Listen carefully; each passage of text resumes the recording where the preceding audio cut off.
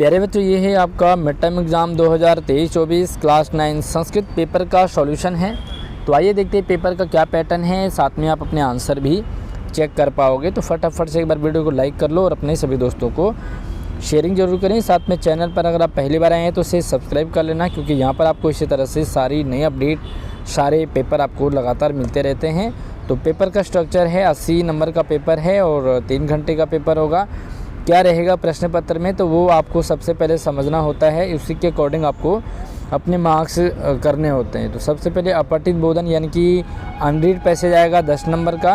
उसके बाद रचनात्मक कार्य होंगे आपके 15 नंबर के। व्याकरण से संबंधित आपको 25 प्रश्न होंगे और जो पठित आपके पास बुक्स है संस्कृत की, उसमें से 30 नंबर का आपको पूछा जाएगा। तो चलिए देखते हैं। पहले हमारे पास खंड का है अपठित अवबोधन यानी कि अनरीड पैसेज है। तो एक बार इससे पैसेज को पढ़ लें। यहाँ पर थोड़ा सा जो पैसेज मैंने पढ़ा समझा, मुझे यहाँ पर लगा कि जो प्रदूषण की समस्या है उस पर बात की गई है कि वर्तमान समय विश्व से समक्षम अनेक समस्या संति, मतलब संसार के पास बहुत सारी समस्याएं हैं, लेकिन उनमें से जो है पर्यावरण संबद्ध समस्या प्रमुख है। पर्यावरण से रिलेटेड सबसे बड़ी समस्या है। और यहाँ पर प्रदूषण के बारे में बताया है, कहीं कुछ हो रहा है कहीं कुछ हो रहा है ना। तो आप इसी को पढ़ेंगे यहाँ पर, तो उसके अकॉर्डिंग यहाँ पर मैंने आंसर आपके लिए शेयर किए हैं। तो देखो यहाँ पर एक पद है। पहला प्रश्न आपको करना है, सिर्फ 1 वर्ड लिखना है, एक पद, पूरा आंसर नहीं लिखना है, सिर्फ सिंगल वर्ड लिखना है। तो लिखा है कि कुत्र भूस्खलन से घटना वर्धिता संति, कहाँ पर जो है भूस्खलन की घटना ज़्यादा बढ़ रही है। तो इसका आंसर यहाँ पर आपको मिल जाएगा कि पर्वतीय क्षेत्र, सिर्फ आपको लिखना पर्वतीय क्षेत्र, एक ही वर्ड लिखना है। दूसरा है केसाम कर्तनम बहुलतया भवति, तो किन को ज़्यादा काटा जा रहा है, तो यह वृक्षाणाम, वृक्षों को बहुत तेज़ी से काटा जा रहा है।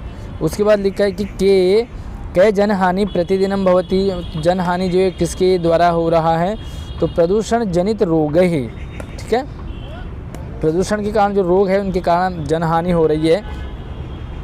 अब आपको यहाँ पर पूर्ण वाक्य में आंसर देने हैं, यानी कि पूरा उत्तर लिखना है। और यहाँ पर लिखा कि महानगरेषु कस्य समस्या सर्वत्र वर्तते, तो मतलब महानगरों में किसकी समस्या सब जगह फैली हुई है। यहाँ से आपको इसका पूरा आंसर लिखना है कि महानगरेषु प्रदूषण समस्या सर्वत्र वर्तते, यानी कि महानगरों में प्रदूषण की समस्या सब जगह फैली हुई है। अगला प्रश्न है पर्यावरणीय पुनः संतुलनम स्थापयितुं किम करणीयम, मतलब अगर आपको पर्यावरण को पुनः संतुलन रखना है तो आपको क्या करना होगा। तो चलिए देखते हैं पर्यावरण को दोबारा से सही करने के लिए हमें क्या करना है। तो सबसे नीचे वाली लाइन ही यहाँ पर आपके लिए आंसर था और आपको ये लिखना था कि वृक्षाणाम वनानांच विस्तारण, वृक्षों को लगाओ और वनों को ज़्यादा फैलाओ। विस्तारण एवं पर्यावरणीय पुनः संतुलन स्थापयितुं शक्यते, यानी कि वनों की संख्या और पेड़ों की संख्या अगर हम बढ़ाएंगे तो पर्यावरण को हम संतुलन बना सकते हैं। और अगला प्रश्न है सर्वासाम समस्यानां मूल कारण किम, सभी लोगों की समस्या का मूल कारण क्या है। जो सभी परेशान हैं, कोई कुछ से परेशान है, कोई किसी चीज़ से परेशान है, तो सबकी समस्या का मूल कारण क्या है, तो आपको जानना ज़रूरी है। चलिए इससे पहले आप अपने स्कूल का नाम कमेंट सेक्शन में ज़रूर रखें कि आप इस वीडियो को कौन से स्कूल से देख रहे हैं, ताकि ये पता लगे कि भाई हमारी वीडियो कौन कौन से स्कूल में देखी जाती है। तो चलिए भाई देखते हैं इसका आंसर क्या है। तो ये है भाई, यहाँ से लिखना है आपको कि सर्वासाम, सॉरी यहाँ से लिखना सर्वासाम समस्यानां मूल कारणम, सर्वासाम समस्यानां मूल कारणम प्रकृतो असंतुलनम, प्रकृति का असंतुलन हो रहा है, पेड़ों को काटा जा रहा है और गाड़ियाँ बहुत ज़्यादा हो रही हैं, तो इसके जो असंतुलन हो रहा है इसके कारण सभी समस्याएं बढ़ रही है। तो अगला है भाई अस्य अनुच्छेदस्य कृते उपयुक्त शीर्षकम, इस अनुच्छेद का आपको शीर्षक लिखना है। शीर्षक तो आप कुछ भी लिख सकते हैं, टाइटल तो आप लिख सकते हैं प्रकृति असंतुलनम या पर्यावरण समस्या, प्रदूषण समस्या, इस तरह से आप इसके कई टाइटल लिख सकते हैं।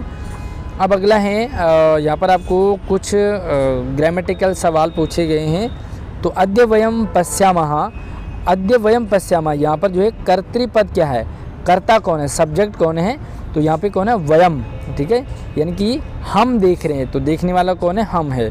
आगे मानवः इत्यस्य समानार्थक पदम, जो मानव है उसका समानार्थक बोले तो पर्यायवाची शब्द।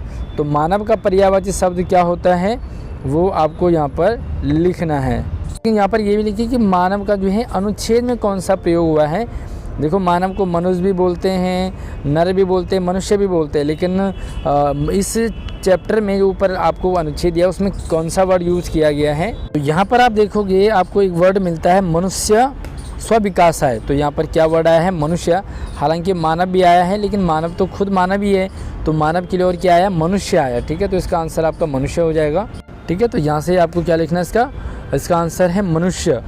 अब आगे अगला सवाल है विश्वस्य समक्षम अनेक समस्या संति। विश्व के सामने बहुत सारी समस्याएं हैं। तो यहाँ पर जो विशेष्य पदम क्या है, विशेष यानी कि एक तो विशेषण होता है एक विशेष्य होता है। तो यहाँ पर है विश्वस्य।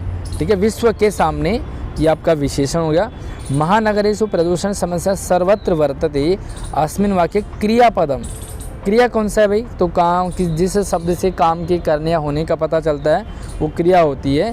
तो इसमें आएगा आपका, तो यहाँ पर वह वर्तते आएगा यानी कि होना है ना। समस्या हो रही है तो यहाँ पर वर्तते समस्या हो गई है। उसके बाद आपको यहाँ पर रचनात्मक कार्य आ जाते हैं। तो देखते हैं भाई यहाँ पर आपको क्या करना है। भवता नाम क्रियांश। ठीक है, आपका नाम क्या क्रियांश है। भवान नंद नगरी स्थित केशव पब्लिक विद्यालय नवम्याम कक्षा में पठती। आप जो है आपका नाम क्रियांश है और आप जो है नंद नगरी में केशव पब्लिक स्कूल में 9वीं कक्षा में पढ़ते हैं। भवान अकस्मात एवं ज्वरेण पीड़ित। आपको जो अचानक से ज्वर मतलब बुखार आ गया है, अतः विद्यालय गंतुम असमर्थ। आप विद्यालय जाने में असमर्थ हैं, आप नहीं जा पा रहे हैं। चिकित्सकः भवन्तं 3 दिवस पर्यंतम विश्रामं कर्तुम परामर्श ददाति।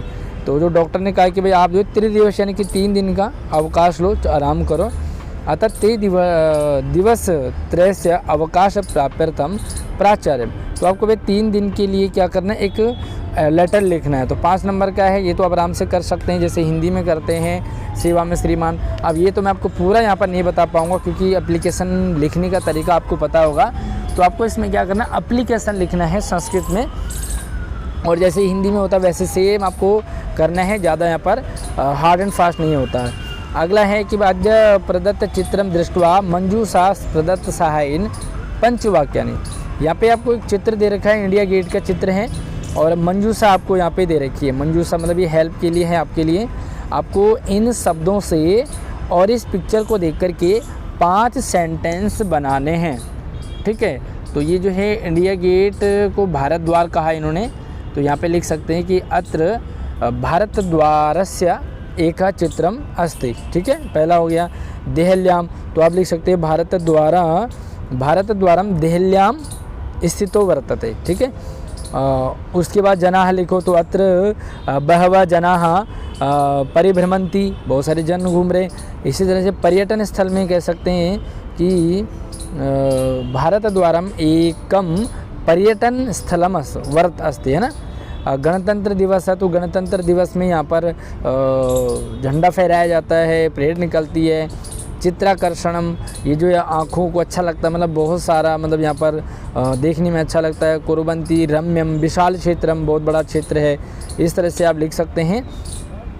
या तो आप दूसरा कर लें, मंजूषा प्रदत्त शब्दानां सहायेन निम्नलिखित विषयम अधिकृत्य पंचभी संस्कृत वाक्ये एकम अनुच्छेदम। अब यहाँ पे आपको क्या दे रखा है, ये शब्द दे रखे हैं और टॉपिक आपका स्वतंत्रता दिवस। स्वतंत्रता दिवस पर आपको जैसे अनुच्छेद लिखते हैं वैसे आपको एक अनुच्छेद लिखना है। 5 वाक्य लिखने हैं, सिर्फ 5 वाक्य। और यहाँ पे आप लिख सकते हैं वे स्वतंत्र दिवस अगस्त मासे, है ना, पहला लिखा अगस्त मासे। तो स्वतंत्र दिवसः अगस्त मासे पंचदश तिथि या दिवसम मन्यन्ते। ठीक है, तो हम मनाते हैं। आंग्ला नाम, तो भाई क्या है, इस दिन अंग्रेज़ों से हमें आज़ादी मिली, संस्कृत में बनाएंगे। अंग्रेज़ों की दास्ता गुलामी से मुक्ति मिली। ठीक है, इस तरह से लिखते हैं। यह हमारा राष्ट्रीय पर्व है। इस तरह समारोह पूर्वकम, यहाँ पे समारोह मनाया जाता। विद्यालयों में आयोजन होता है, उत्साह होता है लोगों में। रक्त दुर्ग मतलब लाल किले में भी झंडा फहराया जाता है। मतलब ये मुख्य समारोह, त्रिवर्ण ध्वजा, ये सारे आप इनसे 5 शब्द लिख सकते हैं, तो बहुत ही आसान रहता है, आपको ज़्यादा परेशानी वाली बात नहीं है। अब सबसे पहले आपको पेपर समझ आना चाहिए। अब अगला जो प्रश्न है वो है अधोलिखितानां केषांचित् पंचवाक्यानां संस्कृत भाषाया अनुवादम। तो यहाँ पर आपको हिंदी दे रखी है, इसकी इंग्लिश भी दे रखी है। आपको हिंदी इंग्लिश पढ़ना है और संस्कृत में इसे ट्रांसलेट करना है। तो पहला है कि राजा शत्रु को जानता है, ठीक है, तो राजा शत्रुम ज्ञायते, ठीक है। इस तरह से आप लिखेंगे। सदा सत्य बोलो, तो सदा सत्यम वद, ठीक है, इस तरह से लिख सकते हैं। मैं चलचित्र को देखता हूँ, अहम चलचित्रम पश्यामि, ठीक है। तुम दोनों जाते हो, तो तुम दोनों को क्या आएगा, तुम युवाम, तो आप लिख सकते हैं कि युवाम जाते हो, युवाम गच्छति, ठीक है। ग्रीस पाठ पढ़ेगा, तो ग्रीशः पाठम पठिष्यति है ना, तो ग्रीशा पाठम पठिष्यति। इस तरह से आज वर्षा हो रही है, अद्य वर्षा भवति।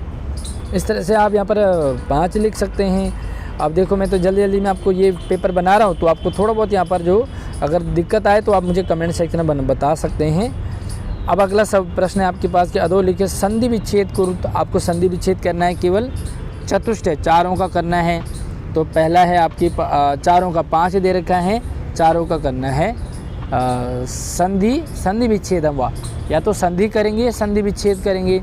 इसका संधि विच्छेद करोगे, इसकी संधि करोगे, इसकी भी संधि करोगे, इसका संधि विच्छेद करना है और इसकी संधि करनी है। तो देखो मैं आपको बता देता हूँ, सप्ताहांते मतलब सप्ताह जमा अंते, सप्ताह जमा अंते, छाया इव छायेव, है ना। सूर्य उदय सूर्योदयः, यथेष्टम यथा जमा इष्टम, और न एव मतलब नैव, ठीक है। इस तरह से आप इन्हें लिख सकते हैं। उसके बाद अगला देखोगे, प्रदत्त विकल्पेभ्य उचित शब्द रूपाणि चित्वा रिक्त स्थानानि पूरयत। यहाँ पर रिक्त स्थान आपको पूरा करना है। और एक आपको यहाँ पर दे रखा है, ज्योति ही कार्यानेन गच्छति, ज्योति जो है वो कार से जाती है। अब यहाँ पर आपको 4 शब्द दे रखा है, साधनाम, साधनायाः, साधनायाम, साधना। तो ये साधना के लिए जो है योग के लिए, साधना के लिए, तो यहाँ पे आएगा साधनाया, ठीक है। उसके बाद देखो, वटुः भोजनम ददाति, जो वटु है वो भोजन देता है, ठीक है। तो आप तो भैया यहाँ पर आपका यतय आएगा। ग्रीष्म ऋतु आतपः अधिको भवन्ति, ग्रीष्म ऋतु में जो है गर्मी बहुत ज़्यादा हो जाती है, ठीक है। तो आप लिखिए ग्रीष्म ऋतु सूर्यस्य आतपः, ठीक है, सूर्य की गर्मी हो जाती है। शिष्यः गुरुम नत्वा, ठीक है, तो यहाँ पर आएगा गुरुम नत्वा कार्यारंभम, गुरु को नमस्कार करके कार्य का आरंभ करता है। मातृभी अत्र का विभक्ति, तो मातृभी में कौन सी विभक्ति है। तो जहाँ तक मुझे लग रहा है इसमें आपकी शायद तृतीय या चतुर्थी विभक्ति है, तो इनमें से थोड़ा सा मैं डाउट में हूँ। उसके बाद आपको जो लगता है इसमें तृतीय चतुर्थी में, मुझे कमेंट सेक्शन में ज़रूर बताएं। अगला है उचित लकारम, तो आपको लकार है, लट लकार, लिट लकार, लोट लकार, उसमें से आपको यहाँ पर 4 प्रश्नों के आंसर देने। भवन्तः स्वकार्यम समयेन, हमें जो है अपने कार्य को समय से कर लेना चाहिए। समयेन भवन्तः आया है, तो यहाँ पर आएगा कुर्युः, ठीक है, कुर्युः आएगा। अगर भवतः आता तो करो तो आता। आदर्श प्रतिदिन विद्यालय, आदर्श जो प्रतिदिन विद्यालय में गच्छति, ठीक है, तो गच्छति आएगा यहाँ पर। माँ कश्चित् दुख भाग भवेत्, ये तो श्लोक है ना, माँ कश्चित् दुख भाग भवेत्। अगला है छात्रा स्वकथाम, छात्र जो अपनी कथा को अब स्व थोड़ा सा मैं कंफ्यूज हो रहा हूँ। ये देखो, एक स्व तो आता है भूतकाल के लिए, यह आता है वर्तमान काल के, भूस्व आता है भविष्य काल के लिए, और यह कहते हैं भूतकाल के लिए। थोड़ा सा अगर मैं यहाँ पर अगर कंफ्यूज हो रहा हूँ, तो अगर स्व जो है वो भविष्य काल में आ रहा है, तो भविष्य काल में क्या आएगा, छात्र स्व कथाम पठिष्यथ, ठीक है। सॉरी पठिष्यन्ति, पठिष्यन्ति आएगा। उसके बाद अगला जो है आपके पास है सूर्यम सदा प्रिय वाक्यमेव यूयम सदा, आपको हमेशा प्रिय वाक्य ही यूयम सदा वदामः, यूयम के साथ वदामः आता है, बोलना चाहिए। उसके बाद यहाँ पर कारक आ गए आपके पास कर्ता ने कर्म को। अब आपको यहाँ पर देखो विद्या, विद्या जो है वो लिखती है तो कलमेन आएगा यहाँ पर, ठीक है। तृतीय आएगा कलम का तृतीय क्या होता है कलमेन। माता कुप्यति, तो माता के साथ चतुर्थी में क्या आएगा, चतुर्थी में तो माता जो है पुत्र को, ठीक है। तो सुतायै आता है शायद यहाँ पर, सुतायै, ठीक है। सुतायै कुप्यति चतुर्थी। उसके बाद आपको आएगा यहाँ पर डैश में उभयतः वृक्षा सन्ति, द्वितीय आएगी यहाँ पर, है ना। तो किसके दोनों तरफ पेड़ हैं, तो राजमार्गः राजमार्गो राजमार्गम, राजमार्गम, तो क्या आएगा यहाँ पर राजमार्गम उभयतः वृक्षा सन्ति। बालकः सह क्रीडति, तो बालक जो है तृतीय आएगा, किसके साथ खेल रहा है, तो तृतीय में कौन सा था बानरेण सह, बंदर के साथ खेल रहा। विद्यार्थिनः द्वितीय विभक्ति आएगी, प्राचार्य का द्वितीय विभक्ति, विद्यार्थिनः प्राचार्यम प्रति पत्रम लिखति, प्राचार्यम ये वाला आएगा। उसके बाद आपको रेखांकित पद से प्रकृति प्रत्यय संयोज्य, आपको जो रेखांकित पद है उसमें प्रकृति उपसर्ग प्रत्यय जोड़ना है। तो देखिए मास पर्यंतम धीनो दोहनम न कृतम, तो कृतम में कौन सा प्रत्यय आता है, तो कृतम में जहाँ तक कृत प्रत्यय आता है कृ जमा कृता। उसके बाद देखो तब आ कर्ण और ल्यप, तो यहाँ पर आएगा आकर्ण्य, ठीक है। कौन सा आएगा ये आकर्ण्य। तो जब यहाँ पे आकर्ण्य और ल्यप होता है तो आकर्ण्य बी ऑप्शन आपका करेक्ट होगा। दुग्ध दोहनम कृत्वा तत् स्व प्रातः शस्य प्रबंधनम करिष्यामि, तो यहाँ पर जो कृत्वा है उसका आपको क्या करना, कौन सा प्रत्यय, तो इसमें क्रि जमा कृत्वा प्रत्यय है, तो आपको ये वाला जोड़ना है।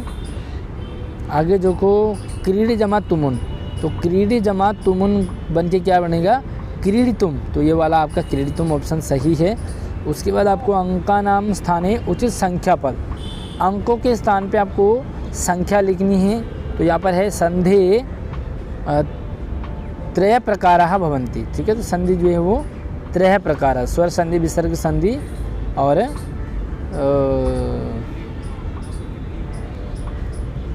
स्वर व्यंजन विसर्ग है ना। अगला है कंदु क्रीड़ा, ओके। यहाँ पर है 11, तो 11 के लिखेंगे एकादश, ठीक है। एकादश यहाँ पर एक लिखा है तो एका कन्या, ठीक है, एका कन्या। मम विद्यालय वर्षम 5, तो यहाँ पे लिखें पंच अध्यापकाः। उसके बाद यहाँ पर है 30, तो 30 को बोलते हैं 63, तो क्या बोलते हैं 63 छात्राः। अब आपको यहाँ पर उपसर्ग जोड़ना है भाई, ठीक है। अब आपको यहाँ पर उपसर्ग जोड़ना है विनोदयिष्यामि, तो यहाँ पर विनोदयिष्यामि आ जाएगा, सीधा ही जुड़ जाएगा ये। संरक्षयेत में सम जमा रक्षेत, सम कैसे लिखेंगे, इस तरह से सम प्लस करके रक्षेत, तो यहाँ पे लिखा ही है। अगला है प्रयत्न, प्र जमा यत्नः, तो जोड़ देंगे प्रयत्नः। वि अतीतानि, तो आएगा व्यतीतानि, कैसे लिखेंगे व्यतीतानि, ठीक है, इस तरह से। और अनुभवन को लिखेंगे अनुजमा भवन, ये तो सीधा आएगा अनुजमा भवन। अब आपको जो है यहाँ पर अव्यय पद जो है कोष्ठक में यहाँ पर कुछ शब्द दे रखे हैं आपको, इनको आपको यहाँ पर फिल करना है जो सही वाला लगे आपको। देखो पहला लिखा है कि सूर्योदय पूर्व में सा उपस्थित है, सूर्योदय से पहले ही सा वह जो उपस्थित हो जाती है, तो यहाँ पर अत्र लिख सकते हैं या तत्र लिख सकते हैं, तत्र उपस्थिता या अत्र उपस्थिता, है ना। उभयत्र तत्र, तो यहाँ पे आएगा तत्र उपस्थिता। उसके बाद लिखेंगे योगेशः पाठम पठिष्यति, पठिष्यति भविष्यकाल, तो यहाँ पर फिर से कंफ्यूज हो गया, शायद भविष्यकाल जो आपका है होता है क्या, कंफ्यूज हो रहा हूँ मैं यहाँ पर। तो आपको जो है ये भविष्यकाल में है, देखो भविष्यकाल में इन दोनों में से कौन सा आता है मुझे आप कमेंट सेक्शन में आप ज़रूर बताइए, ताकि आपके साथ साथ मेरे साथ साथ और भी बच्चे इसे समझ पाएँ। अगला है अतिवृष्टि भवति, यहाँ पर जो है यदा एकदा, तो यदा अतिवृष्टि भवति तदा जलोत्प्लवो भवति, तो यहाँ पर आएगा यदा, ठीक है, यदा क्योंकि तदा आया है। पुरा एक नृपा आसीत, तो यहाँ पर आप पुरा मतलब बहुत पहले एक राजा रहता था, तो यहाँ पर आएगा पुरा। इसी तरह से आपको लिखना है अत्र अधिकानि वाहनानि चलन्ति, एकत्र ने अत्र यत्र, यत्र मतलब यहाँ अनेक वाहन चलते हैं, यत्र के साथ तत्र आएगा ना। चलिए अगला देखो, आपको यहाँ पर एक गद्यांश दे रखा है जो कि आपके चैप्टर से रिलेटेड हैं, और ये चैप्टर के बाद आपको यहाँ पर पहले पैसेज को पढ़ना है और पैसेज के बाद आपको यहाँ पर नीचे आंसर देने हैं, और आंसर भी आपको सिंपल से होते हैं, पहले एक पद में देने हैं। अच्छा, यहाँ पर आपको क्योंकि ये पेपर आपको ने पढ़ लिया है तो यहाँ पे आपको उतनी दिक्कत नहीं आएगी। पहला मैं प्रश्न आपको समझा देता हूँ। सब बाला किम आददान चटकम पश्यत, दो बालक जो है वो क्या देने के लिए चटक को देखता है। उसके बाद देखो चटकेन कस्य शाखायाम नीडम कार्यम, तो जो चटक पक्षी है वो किसकी कस्य मतलब किसकी शाखा में घोंसला बनाता है, ठीक है।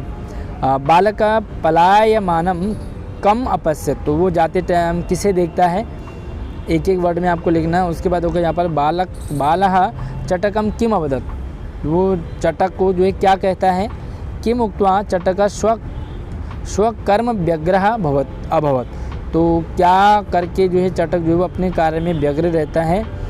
पक्षिणः केषु नोपगच्छन्ति, तो पक्षी जो है वो किसके ऊपर जाते हैं। अपश्यत इति क्रियापदस्य, यहाँ पर मैं आपको बता देता हूँ क्योंकि ये थोड़ा सा आपको दिक्कत आ सकती है। अपश्यत इति क्रियापदस्य कर्तृपदम गद्यांशम किम प्रयुक्तम। ओके, ये तो गद्यांश में आपको बताना है कि अपश्यत मतलब देखा में करता कौन है, तो किसने देखा है ना, तो किसी का आ रहा होगा वहाँ पर।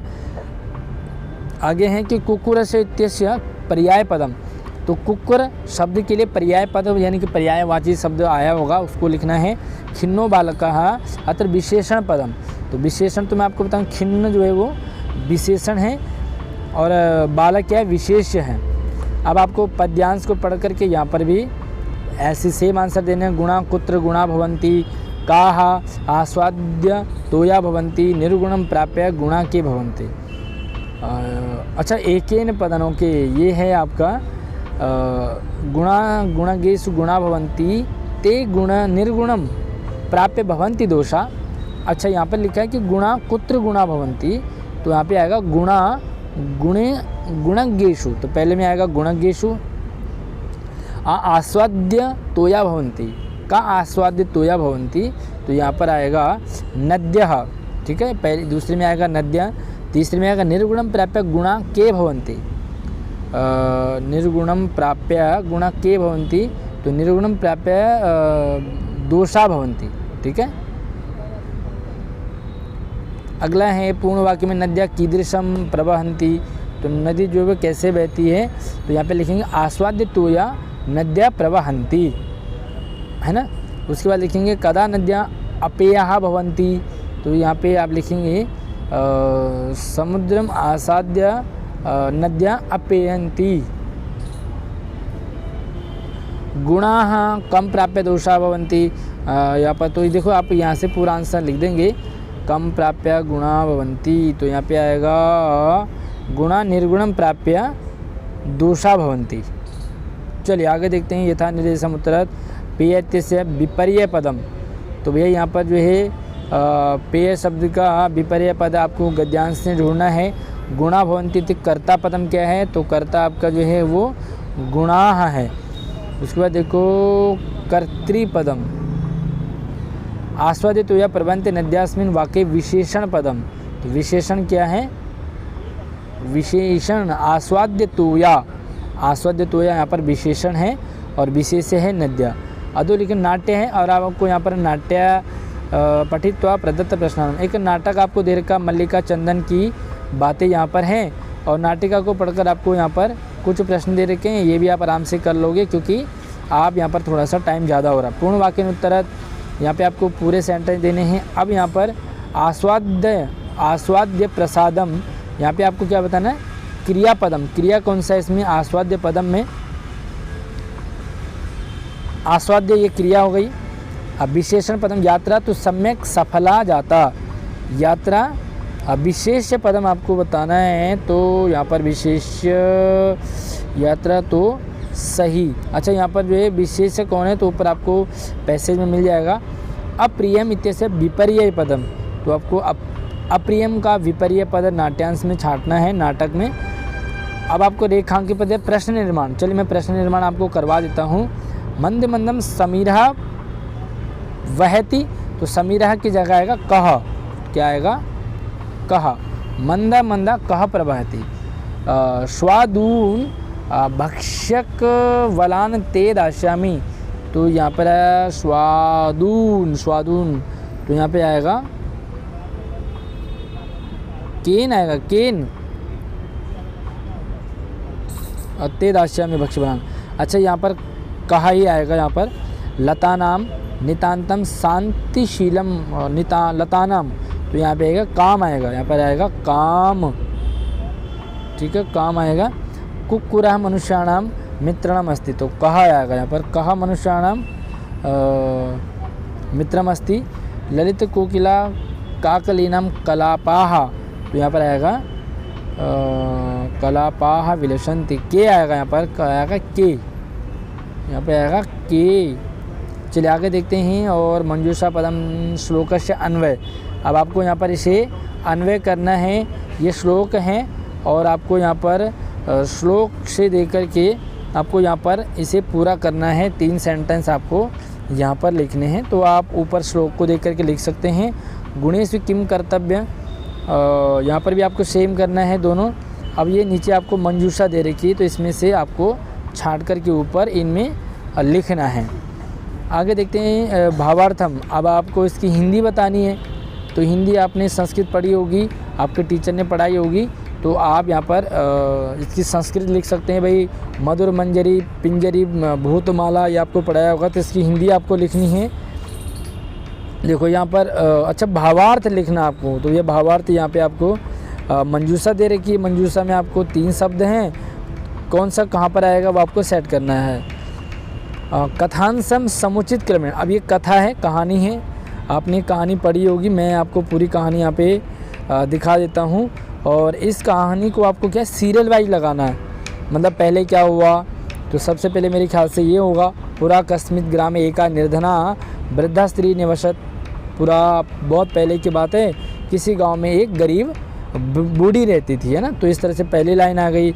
इस तरह से दूसरी कौन आएगा, हो सकता है दूसरी ये हो, तीसरी ये हो, तो आपको इसे सीरियल वाइज लगाना है। अब आपको प्रश्न प्रसंगानुसार, ओके, यहाँ पे क्या करना, न वयस्येषु उपलभ्यमाना आसीत्। अच्छा अर्थ बताना है आपको कि जो है इसका क्या मतलब है। वयस्येषु, न वयस्येषु, तो यहाँ पर आएगा आपका उपलभ्यमाना आसीत्, सत प्राणीषु आएगा। क्रुद्धस्य उपाध्यायस्य, क्योंकि मैंने आपका चैप्टर तो पढ़ा नहीं, तो इसलिए मुझे इसका कंप्लीट आंसर मैं बताने में आपको असमर्थ रहूँगा, लेकिन मैं आपको पेपर समझा रहा हूँ। क्रुद्धस्य उपाध्यायस्य, तो उपाध्यायस्य शायद यहाँ पर आचार्य से आएगा, ठीक है।